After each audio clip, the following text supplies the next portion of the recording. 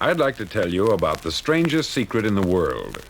Not long ago, Albert Schweitzer, the great doctor and Nobel Prize winner, was being interviewed in London, and a reporter asked him, "Doctor, what's wrong with men today?" The great doctor was silent a moment, and then he said, "Men simply don't think." And it's about this that I want to talk with you. We live today in a golden age. This is an era that man has looked forward, dreamed of, and worked toward for thousands of years. But since it's here, we pretty well take it for granted. We in America are particularly fortunate to live in the richest land that ever existed on the face of the earth, a land of abundant opportunity for everyone. But do you know what happens? Let's take 100 men who start even at the age of 25. Do you have any idea what will happen to those men by the time they're 65? These 100 men who all start even at the age of 25 believe they're going to be successful. If you asked any one of these men if he wanted to be a success, he'd tell you that he did. And you'd notice that he was eager toward life, that there was a certain sparkle to his eye, an erectness to his carriage, and life seemed like a pretty interesting adventure to him. But by the time they're 65, 1 will be rich, 4 will be financially independent, 5 will still be working, 54 will be broke. Now think a moment. Out of the 100, only 5 make the grade. Why do so many fail? What has happened to the sparkle that was there when they were 25?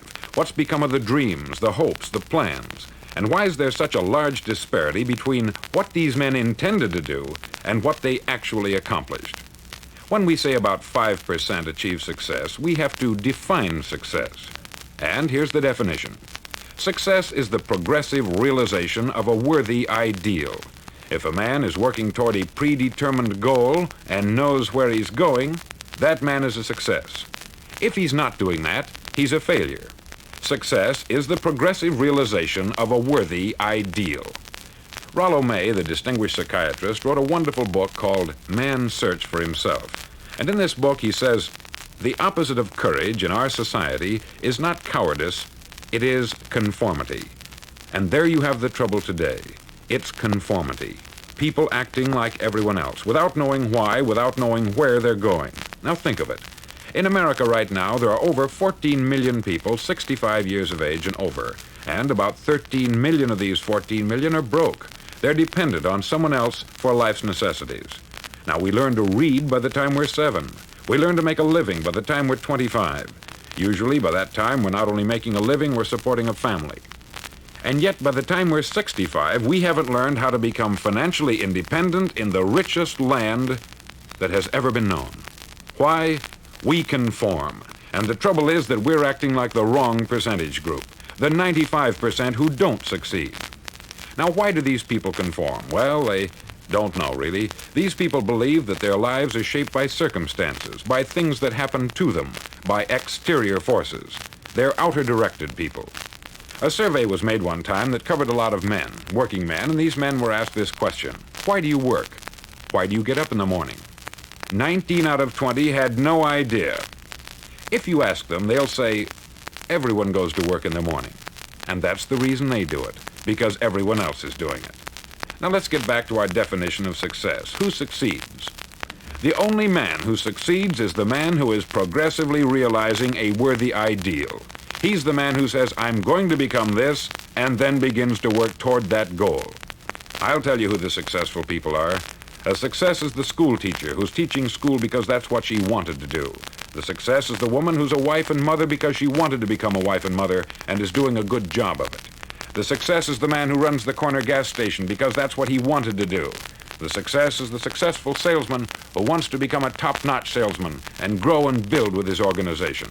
A success is anyone who is doing deliberately a predetermined job because that's what he decided to do deliberately. But only 1 out of 20 does that. That's why today there isn't really any competition unless we make it for ourselves. Instead of competing, all we have to do is create. Now, for 20 years, I looked for the key which would determine what would happen to a human being. Was there a key I wanted to know which would make the future a promise that we could foretell to a large extent? Was there a key that would guarantee a person's becoming successful if he only knew about it and knew how to use it? Well, there is such a key, and I've found it. Have you ever wondered why so many men work so hard and honestly without ever achieving anything in particular, and others don't seem to work hard and yet seem to get everything? They have the magic touch. You've heard them say that about someone. Everything he touches turns to gold. And have you ever noticed that a man who becomes successful tends to continue to become successful? And on the other hand, have you noticed how a man who is a failure tends to continue to fail? It's because of goals. Some of us have them, some don't. People with goals succeed because they know where they're going. Now think of a ship leaving a harbor, and think of it with the complete voyage mapped out and planned. The captain and crew know exactly where it's going and how long it will take. It has a definite goal. 9,999 times out of 10,000, it will get to where it started out to get. Now let's take another ship, just like the first, only let's not put a crew on it, or a captain at the helm. Let's give it no aiming point, no goal, no destination. We just start the engines and let it go. I think you'll agree with me that if it gets out of the harbor at all, it will either sink or wind up on some deserted beach a derelict. It can't go anyplace because it has no destination and no guidance. It's the same with a human being. Take the salesman, for example. There is no other person in the world today with the future of a good salesman. Selling is the world's highest paid profession, if we're good at it and if we know where we're going. Every company needs top-notch salesmen, and they reward those men. The sky is the limit for them. But how many can you find? Someone once said, the human race is fixed, not to prevent the strong from winning, but to prevent the weak from losing. The American economy today can be likened to a convoy in time of war. The entire economy is slowed down to protect its weakest link, just as the convoy had to go at the speed that would permit its slowest vessel to remain in formation. That's why it's so easy to make a living today. It takes no particular brains or talent to make a living and support a family today. So we have a plateau of so-called security, if that's what a person's looking for. But we do have to decide how high above this plateau we want to aim for. Now let's get back to the strangest secret in the world, the story that I wanted to tell you today. Why do men with goals succeed in life and men without them fail? Well, let me tell you something which, if you really understand it, will alter your life immediately. If you understand completely what I'm going to tell you from this moment on, your life will never be the same again. You'll suddenly find that good luck just seems to be attracted to you. The things you want just seem to fall in line. And from now on, you won't have the problems, the worries, the gnawing lump of anxiety that perhaps you've experienced before. Doubt, fear, well, they'll be things of the past. Here's the key to success, and the key to failure. We become what we think about. Now let me say that again. We become what we think about. Throughout all history, the great wise men and teachers, philosophers and prophets have disagreed with one another on many different things. It is only on this one point that they are in complete and unanimous agreement. Listen to what Marcus Aurelius, the great Roman emperor, said. He said, "A man's life is what his thoughts make of it." Disraeli said this, "Everything comes if a man will only wait. I have brought myself by long meditation to the conviction that a human being with a settled purpose must accomplish it, and that nothing can resist a will that will stake even existence for its fulfillment." Ralph Waldo Emerson said this, "A man is what he thinks about all day long." William James said, "The greatest discovery of my generation is that human beings can alter their lives by altering their attitudes of mind." And he also said, "We need only in cold blood act as if the thing in question were real, and it will become infallibly real by growing into such a connection with our life that it will become real. It will become so knit with habit and emotion that our interest in it will be those which characterize belief."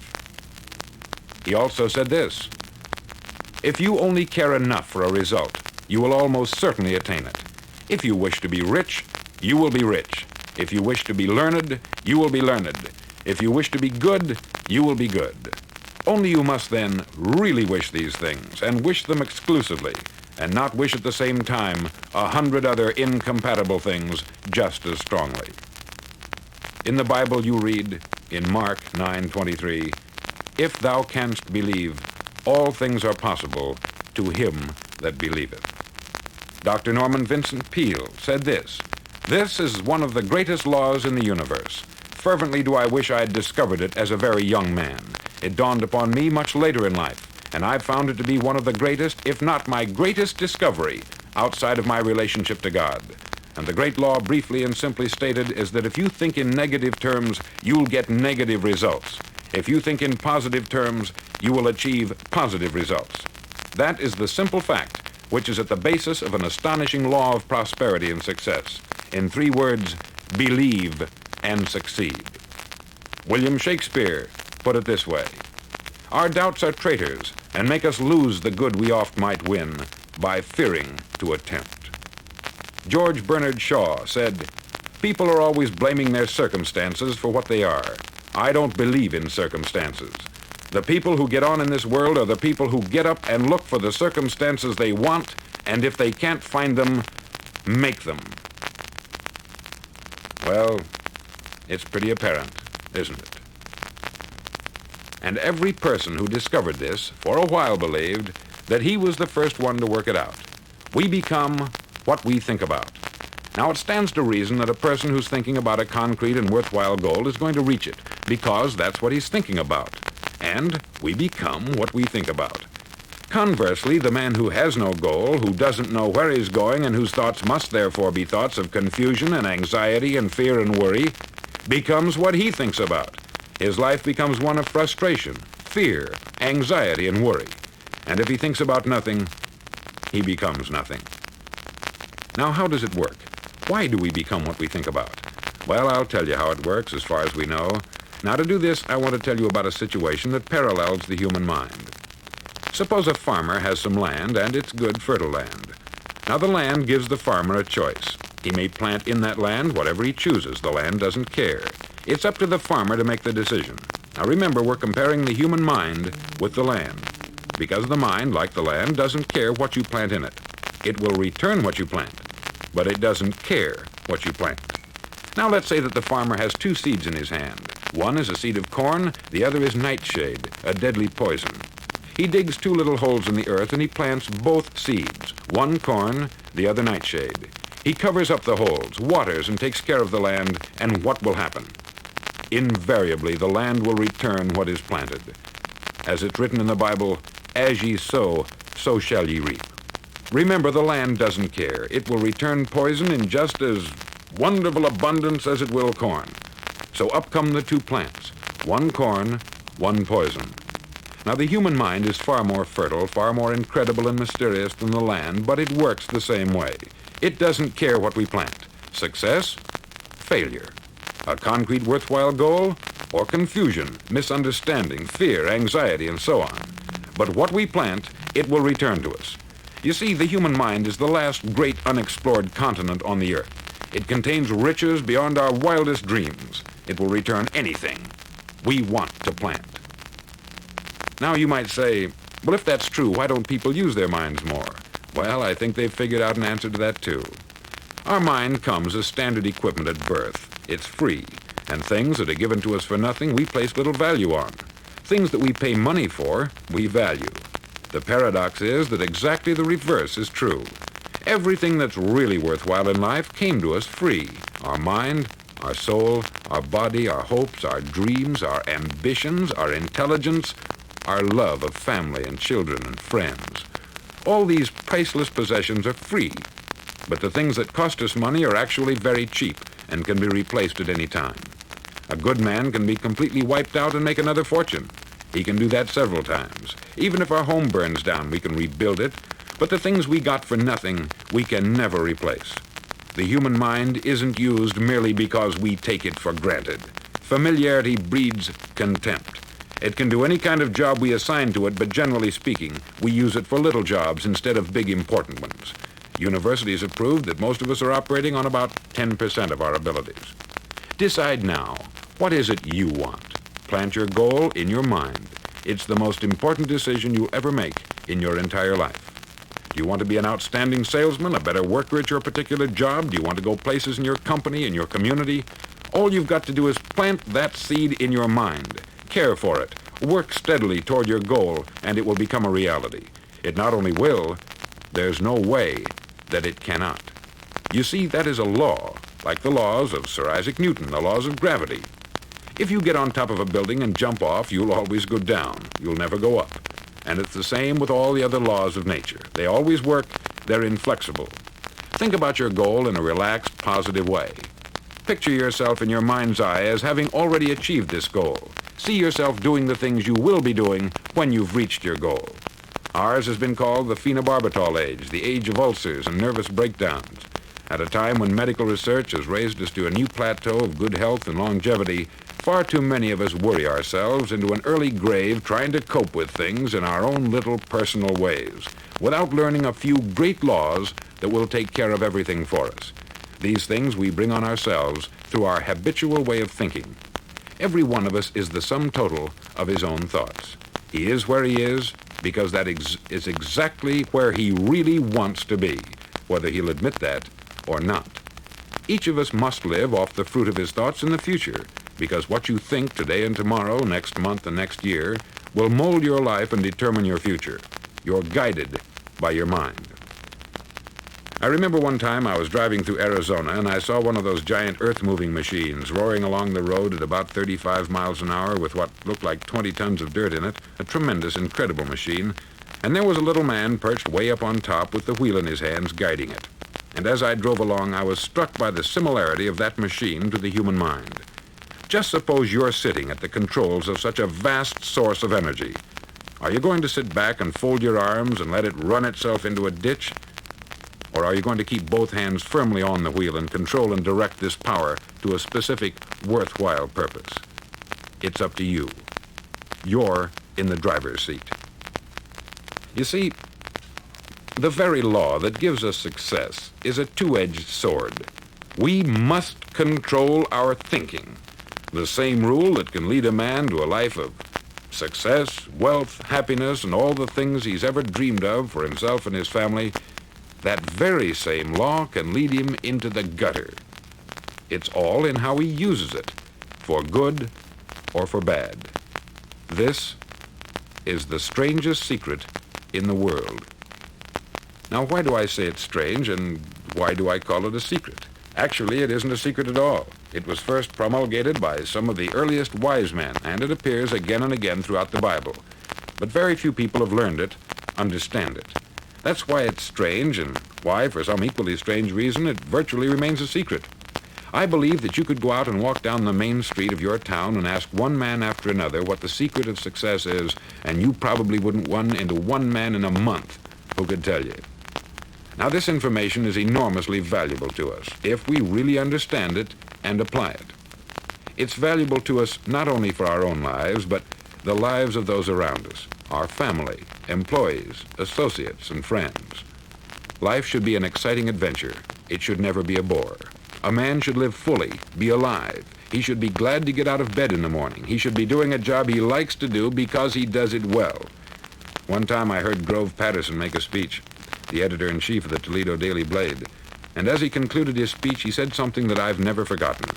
He said something like this: "My years in the newspaper business have convinced me of several things, among them that people are basically good, and that we came from someplace, and we're going someplace. So we should make our time here an exciting adventure. The architect of the universe didn't build a stairway leading nowhere. And the greatest teacher of all, the carpenter from the plains of Galilee, gave us the secret time and time again. As ye believe, so shall it be done unto you."